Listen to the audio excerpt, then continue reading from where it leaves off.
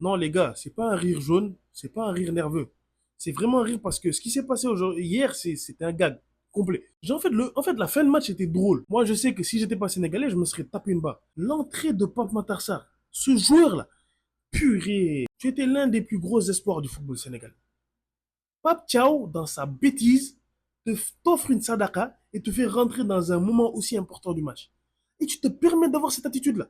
Habib Diarra, c'était le match parfait pour lui. Il est là, il attaque l'espace dans un côté où tu as Iliman Ndiaye et Crépin Diatta qui ne prennent pas assez l'espace. C'est lui qui apporte cette profondeur-là, tu le fais sortir. Pour faire rentrer le milieu le plus paresseux de l'histoire. Purée, c'est pas possible. Sadio Mané a deux doigts de s'écrouler sur le terrain. Il te fait rentrer Luke Bakio et Thomas Meunier frais sur son côté. À aucun moment tu te dis qu'il y a quelque chose qui se passe. La Belgique, la Norvège, la France, c'est pareil. Pendant 15 minutes, tu peux être sur un temps faible. Il n'y a aucune réaction de la part de l'entraîneur et de son staff.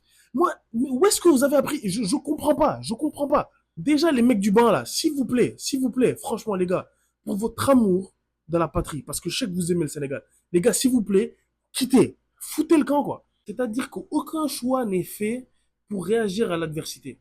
Ok, tu décides de ne pas reculer, d'accord. Fais rentrer des joueurs qui vont renforcer ton pressing. Ne fais pas rentrer des joueurs juste pour leur offrir des minutes.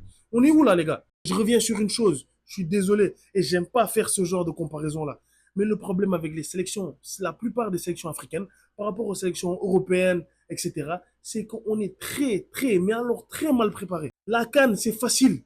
Voilà, on est en milieu de saison. Les gars viennent, ils sont chauds bouillants.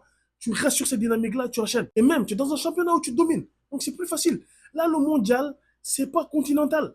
Il y a plein d'équipes, tu ne les connais pas. Peut-être dans l'histoire même du Sénégal, c'est des nations que tu n'as jamais croisées. Donc, c'est des matchs qui sont beaucoup plus difficiles à préparer. Mais pour ça, il faut avoir un staff compétent et des profils techniques à côté de toi. Mais, tu as qui?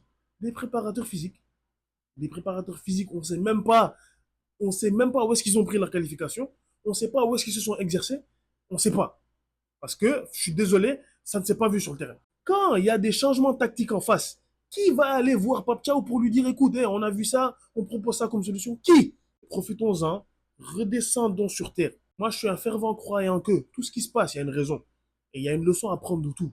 Donc, le fait qu'on soit disqualifié là, moi, je pense qu'il y a une leçon pour le staff, pour les joueurs et pour tous les Sénégalais. En tout cas, au cas où vous ne le saurez pas, en ce moment, le Sénégal est la risée du football mondial. C'est bon?